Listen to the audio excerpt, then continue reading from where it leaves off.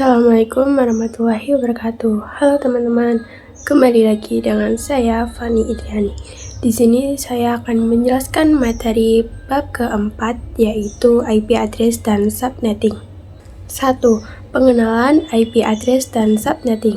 Jadi ketika suatu perangkat ingin terhubung ke lainnya, baik itu menggunakan wired ataupun wireless, tentu saja memerlukan identitas nama pada setiap perangkat.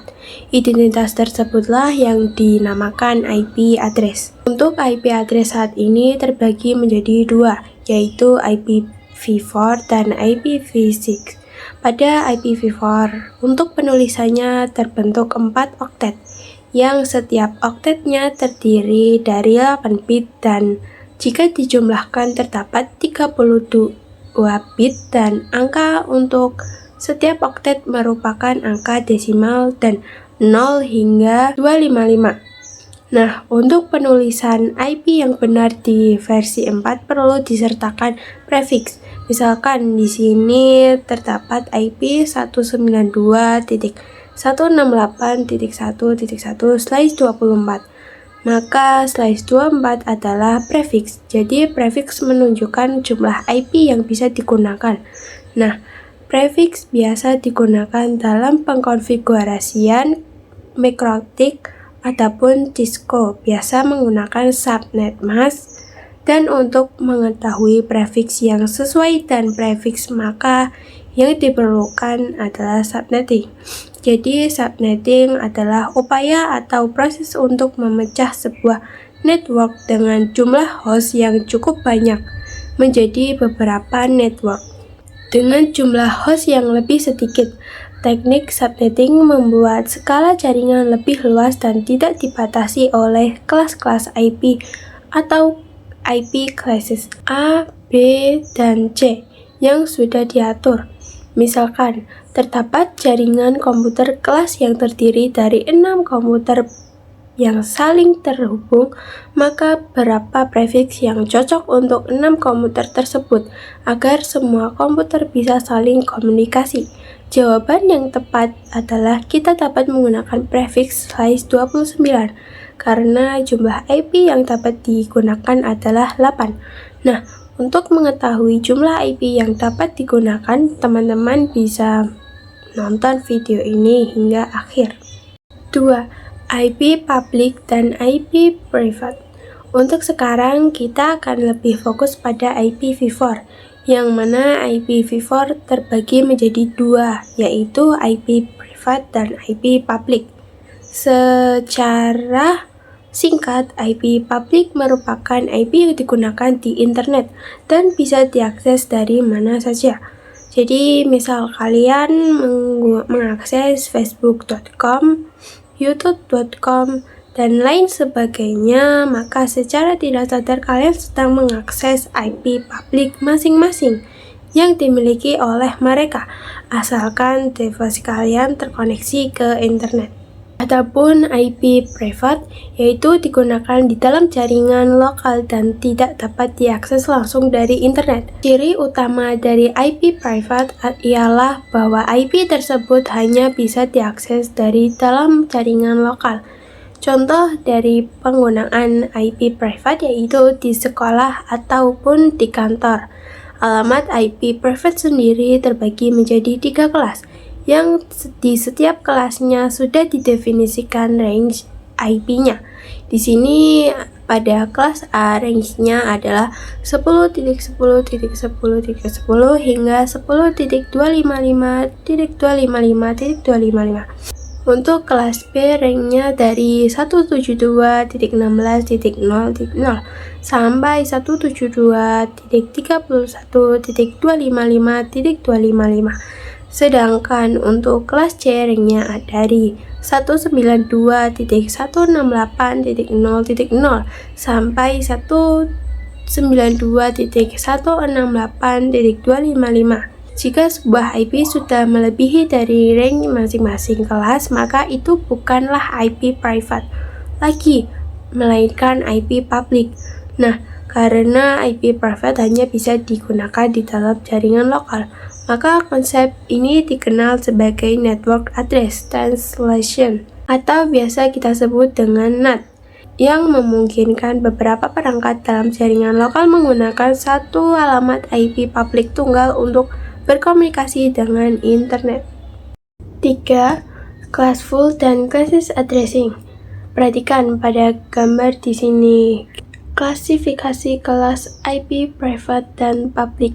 Namun untuk pengujian kita hanya dapat menggunakan kelas A, B, dan C, di mana pada kelas A memiliki range IP dari 0 hingga 127, pada B dari 128 sampai 191, dan kelas C ia yang memiliki range dari 192 hingga 223.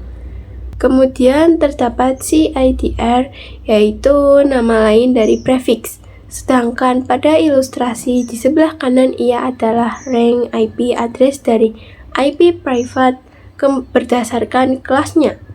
Di sini ia juga terdapat default subnet masknya yang artinya sama dengan prefix. Jika diperhatikan pada tabel di sebelah kanan untuk subnet mask di kelas A adalah 255.0.0.0, maka ia sama dengan slice 8. Untuk 255.255.0.0, maka ia sama dengan slice 16. Dan 255.255.255.0 sama dengan slice 24. Nah, jika terdapat CIDR atau default subnet mask itu dinamakan class addressing, yaitu pengamatan IP address berdasarkan kelasnya. Sedangkan untuk classless addressing adalah pengamatan IP tidak berdasarkan kelasnya. 4. Kasus subnetting. Untuk melakukan proses subnetting, kita perlu melakukan beberapa proses, seperti prefix yang sesuai subnet mask, IP network, IP broadcast, dan range IP. Yang digunakan untuk definisinya prefix dan subnet mask adalah untuk menentukan jumlah IP yang bisa digunakan. Sedangkan untuk IP network sebagai tanda alamat pada suatu jaringan LAN. Kemudian IP broadcast yaitu alamat IP yang digunakan untuk melakukan pengiriman informasi ke semua host yang ada pada jaringan LAN. Kita masuk ke pembahasannya kasusnya. Terdapat jaringan LAN yang terdapat 12 PC, kemudian saya akan menggunakan IP private kelas B yaitu 172.16 dan seterusnya. Pertama-tama kita dapat mencari prefix terlebih dahulu dengan cara kita bisa menggunakan perpangkatan 2. Jadi 2 pangkat berapa yang bisa menghasilkan angka mendekati 12. Tetapi tidak kurang dari 12, maka kita dapat menggunakan 2 pangkat 4 yang hasilnya adalah 16. Kemudian kita akan menggunakan angka 4 tadi untuk memasukkan ke rumus prefix. Untuk memperoleh prefix, kita bisa gunakan rumus, yakni jumlah bit dikurangi angka dari perangkat yang kita peroleh. Dengan itu kita bisa menghitungnya yaitu 32. Karena pada IPv4 jumlah bitnya adalah 32, kemudian dikurangi 4 sehingga kita mendapatkan hasil 28, yang artinya prefix yang cocok digunakan adalah slice 28. Yang kedua, kita dapat menentukan total IP yang dapat digunakan. Misalkan saya gunakan IP 172.16.10.x slice 28, kita akan fokus pada angka terakhir untuk mencari total IP. Kita bisa gunakan rumus dengan angka 2, lalu angka 32 dan 28 akan kita jadikan perpangkatan. Jadi 2 pangkat 32 dikurangi 28, yang mana hasilnya adalah 2 pangkat 4. Yang hasilnya adalah 16, jadi totalnya IP yang dapat digunakan adalah 16. Selanjutnya kita bisa cari subnet masknya. Kita dapat gunakan rumus yaitu 256, karena total IP address adalah 256. Kemudian kita kurangi dengan hasil dari total IP yaitu 16. Jadi 256 dikurangi 16, maka subnet masknya adalah 240. Maka subnet mask yang dapat kita hasilkan adalah 255.255.255.240. Kemudian kita dapat mencari IP network dan IP broadcast-nya. Di sini saya sudah memiliki beberapa angka yang dapat kalian lihat. Jadi pada IP network itu selalu diawali dengan angka 0. Lalu angka kedua yaitu 16. Itu adalah jumlah total IP yang kita gunakan pada angka ketiga. Kenapa 32? Hal itu karena kita menjumlahkan angka 16 dengan total IP kita, yaitu 16 tambah 16 sama dengan 32. Selanjutnya pun sama, 32 tambah 16, maka hasilnya adalah 48. Kemudian untuk IP broadcast adalah hasil dari IP network dikurangi 1. Jadi 16 dikurangi 1 sama dengan 15. 32 dikurangi 1 sama dengan 31. Dan 48 dikurangi 1 yaitu 47. Nah, perhatikan di sini untuk angka 0 dan 15 dinamakan dengan blok subnet. Pertama, angka 16 dan 31 merupakan blok subnet kedua dan seterusnya. Lalu kita cari range IP-nya setelah memperoleh blok subnet. Di sini kita dapat langsung menggunakan blok subnet pertama yaitu 0 dan 15. Karena saya mengambil contoh IP kelas B. Jadi IP yang kita peroleh adalah 172.16.10.10 sampai 172.16.10.15. Namun IP tadi tidak bisa kita gunakan, yang bisa kita gunakan adalah IP 172.16.10.1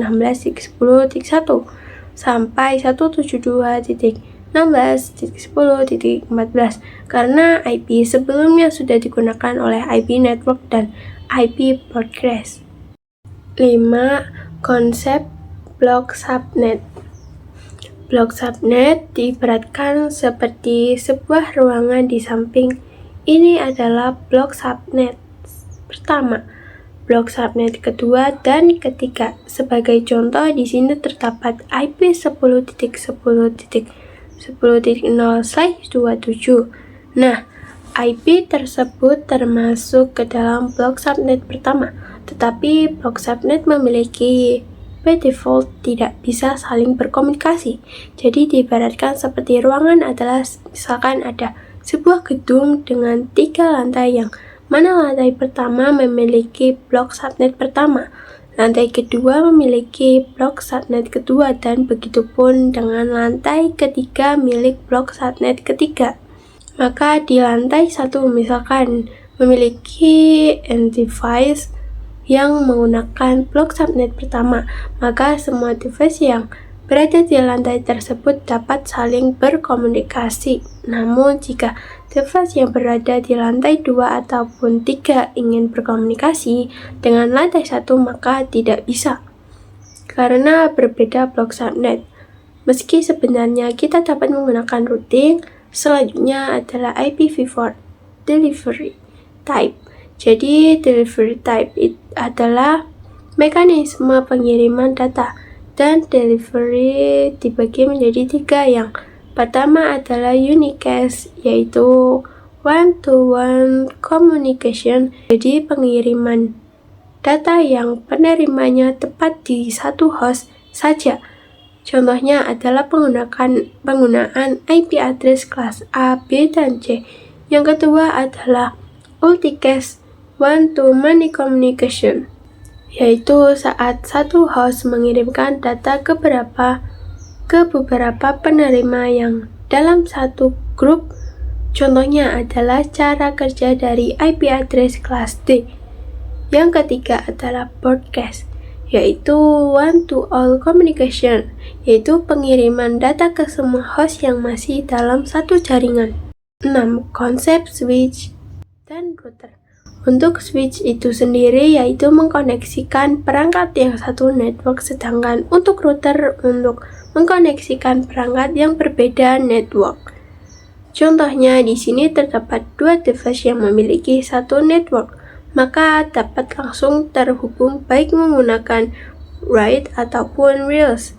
Baik, contoh untuk penggunaan router di sebelah kiri terdapat 4 perangkat yang berbeda dalam satu jaringan yang dihubungkan dengan switch dengan IP 192.168.0.1, 192.168.0.2 hingga 4. Begitu juga dengan sebelah kanan, mereka berada dalam network yang sama, yaitu dengan IP 192.168.1.1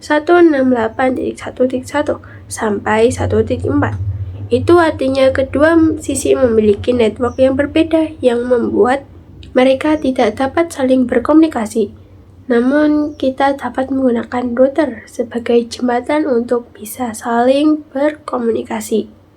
Jadi, seperti itulah pembahasan bab keempat ini. Saya Fani Indriani pamit undur diri. Sampai jumpa di video selanjutnya. Wassalamualaikum warahmatullahi wabarakatuh.